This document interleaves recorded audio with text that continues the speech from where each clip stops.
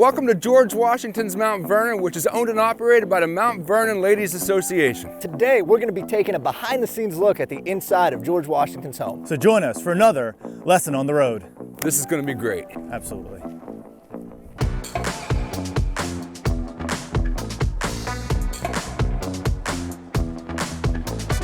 The first room we're going to visit in Mount Vernon is the new room. It is the newest room. It was added on in 1787. And this room was designed to impress with its high ceilings and its large windows. This room would have been used for dancing and for dining and for conversation. This room literally is larger than most 18th century houses in Virginia. One of the most unique features of this room is its fireplace. There are a lot of amazing things to see in this room, but one of the first areas that capture your attention is this beautiful fireplace. The mantle was gifted to Washington in 1784, and the marble was ornately carved with agricultural motifs that play into Washington's image as the American Cincinnatus. The fireplace is even more unique because Washington converted it to a wood-burning fireplace to a coal-burning fireplace.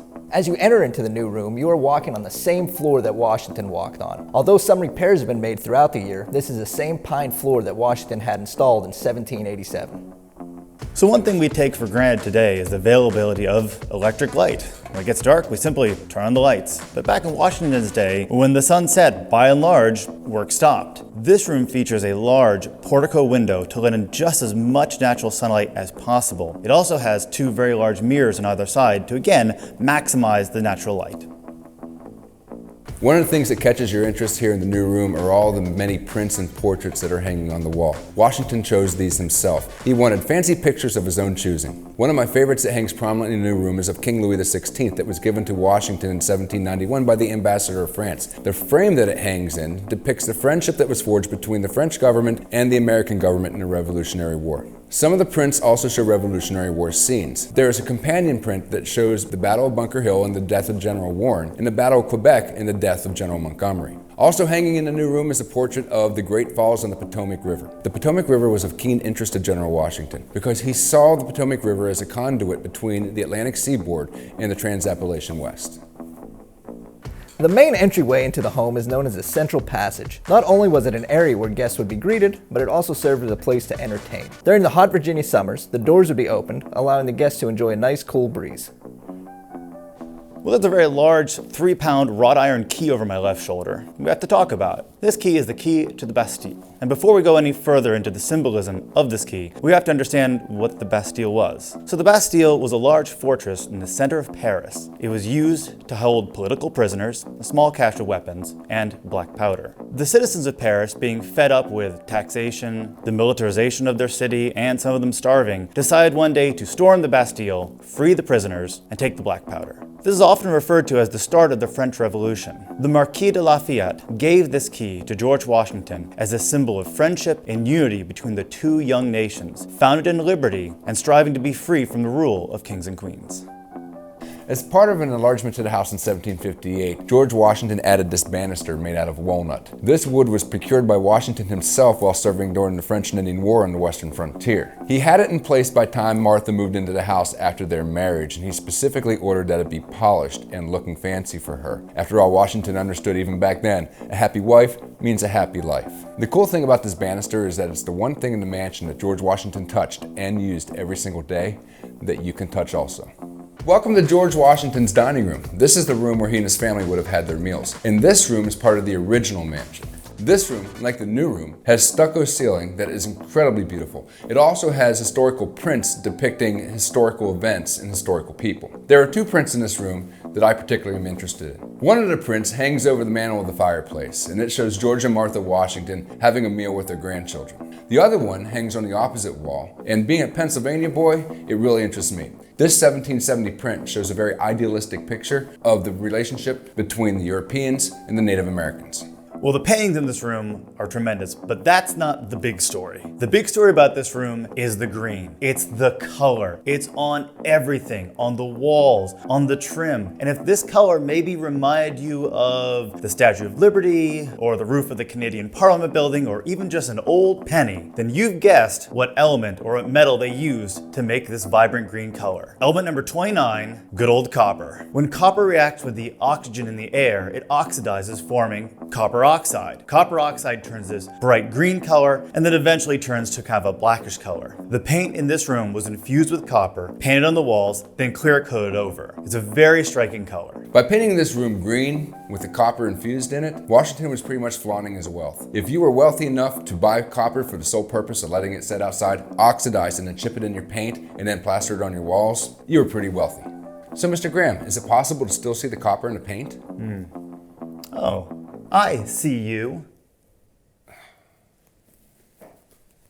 There were so many visitors in Mount Vernon that you might have mistaken it as a hotel. And if you had the honor of actually staying the night at the mansion, you probably would have stayed in one of the rooms on the upstairs floor. We're currently standing in the Blue Room. The Blue Room was originally a space much larger and was called the White Room, which took up the Lafayette Room next door and the Blue Room that we're standing in. Originally, this space was used for storage, but after the construction of the new room and the installation of a new fireplace, it was turned into a bedchamber. The super cool wallpaper that you see is French in design and dates back to the 1790s. What's really neat is that if you look closely, you can see images of birds and insects flying around through the outstretched flowers. The room I'm standing in now is known as the Lafayette Room, as the Marquis de Lafayette stayed in this room while visiting Washington following the Revolutionary War in 1784. Although a lot of people stayed in this room throughout the years, none were as special to Washington as Lafayette. And Washington commemorated Lafayette by placing his painting, done by Charles Willson Peale, of the Marquis de Lafayette. The painting depicts the Marquis in his Continental Army uniform. The room is also one of the more impressive bedchambers in the house, as it has 2 windows that overlook the Potomac River. We're in the Yellow Room, which is another of the upstairs bedchambers, and this room has been occupied by multiple people in the Washington family. Eliza Parke Custis, a granddaughter of Martha and a step-granddaughter of George, stayed in this room, as evident by the fact that she engraved her name in the window pane that can still be visible today. This bedroom also has a sad story. Patsy Custis, George's stepdaughter and Martha's daughter, suffered from epileptic seizures. By the time she was a teenager, the seizures got worse and worse. At the age of 17 in 1773, Patsy Custis had a seizure here in this room. George rushed to her side, but was unable to save his stepdaughter. Welcome to my favorite room in the mansion. This is George Washington's study. You could say this is his man cave or maybe his fortress of solitude. But it was this room that George Washington would come to every morning when he got up between 4 and 5 in the morning. He'd come down through a back stairway. He'd come into this room. He would get dressed. He would shave, prepare for the day. It's in this space that he did his work, and it's this space that he had privacy from the endless stream of visitors that were constantly at Mount Vernon. Nobody was allowed into this room without his permission. We all know that George Washington is called the father of our country, but do you ever wonder who the father of our country looked up to? The answer is Lawrence, his older brother. When George was 11 years old, his father died. And it's at that point that his older half-brother Lawrence became not just older brother, but served also as a father figure. Lawrence served in the Virginia Foot Regiment and fought in the War of Jenkins' Ear. During that time, he was under the command of Admiral Vernon. And it's Admiral Vernon that Lawrence named the mansion after. In the decades after the War for Jenkins' Ear, Lawrence's health began to deteriorate. Eventually, in the 1750s, he died of tuberculosis. The mansion and the property was inherited by his daughter, but upon her death, it was inherited by George Washington. There is a portrait of Lawrence Washington hanging prominently here in the study, keeping a watchful eye over everything that Washington did.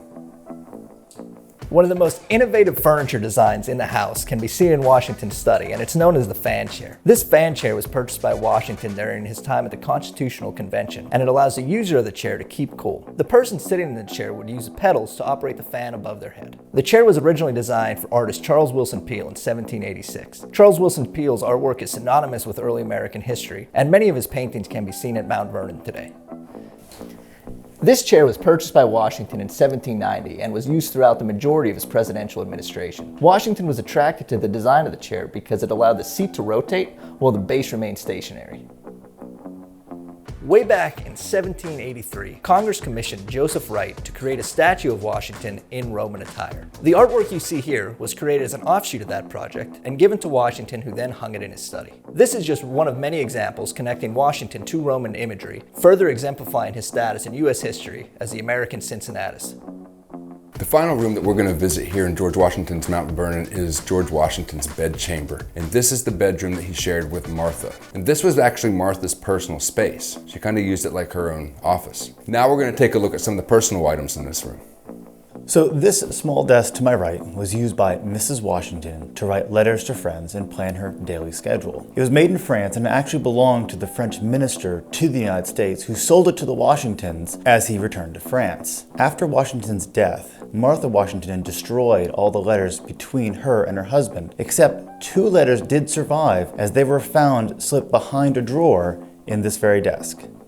The bed in a room showcases a neat and plain style that the Washingtons favored. During the winter, curtains made from dimity, which is a thick material, would be hung up for warmth. During the summer, netting would be hung up around the bed to allow air to flow through while keeping insects out. And it is on this bed, on December 14th, 1799, where George Washington passed away.